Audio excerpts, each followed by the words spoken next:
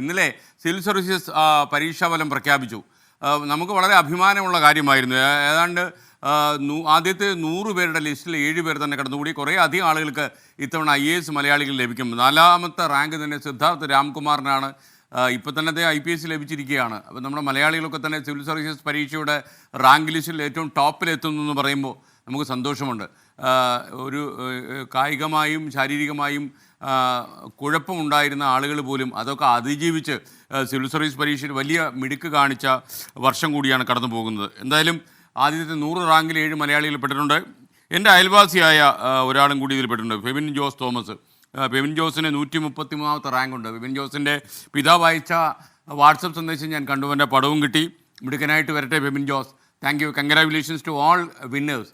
നിങ്ങളെല്ലാവരും, പ്രത്യേകിച്ച് ഇനിയും എനിക്ക് തോന്നുന്നത് ചെറിയ റാങ്കിലേക്ക് മാറിയവരും പരാജയത്തിൻ്റെ കൈപ്പിനീര് അനുഭവിച്ചവരും അടുത്ത തവണ വീണ്ടും അറ്റംപ്റ്റ് ചെയ്യുക. അങ്ങനെ അടുത്ത 1, 2, 3 തവണ അറ്റംപ്റ്റ് ചെയ്തവരാണ് ഈ തവണ ടോപ്പ് പൊസിഷനിലേക്ക് വന്നത്. Thank you all winners.